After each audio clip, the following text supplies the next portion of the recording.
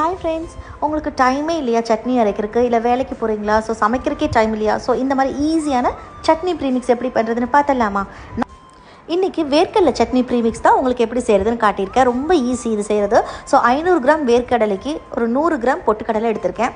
இதுக்கு ஒரு கடாயில் 1 ஸ்பூன் கடலைப்பருப்பு, 1 ஸ்பூன் உளுத்தம்பருப்பு, வரமிளகா காரத்துக்கு ஏற்ற மாதிரி நீங்கள் ஆட் பண்ணிக்கலாம். ஸோ புளி ஒரு எலுமிச்சப்பழ சைஸ் புளி எடுத்துக்கோங்க. கருவேப்பிலை ஒரு கொத்து, பூண்டு ஒரு 4-5 நல்லா தட்டி போட்டிருக்கேன். ஸோ நல்லா ட்ரை ரோஸ்ட் பண்ணி 1 ஸ்பூன் ஆயிலில் ட்ரை ரோஸ்ட் பண்ணிக்கோங்க. நல்லா ட்ரை ரோஸ்ட் பண்ணதுக்கப்புறம் நீங்கள் இந்த வேர்க்கடலையும் பொட்டுக்கடலையும் எடுத்து நல்லா வறுத்துக்கோங்க. நல்லா கலர் மாறுற வரைக்கும் நல்லா வறுக்கணும்.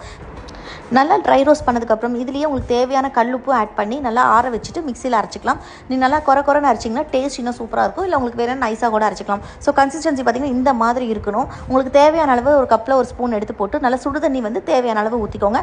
நல்லா ஒரு 5 மினிட்ஸ் க்ளோஸ் பண்ணிவிட்டு நீங்கள் சட்னி எடுத்திங்கன்னா சூப்பராக இருக்கும் டேஸ்ட்டு. ட்ரை பண்ணி பார்த்துட்டு எப்படி இருக்குன்னு சொல்லுங்கள். தேங்க்யூ.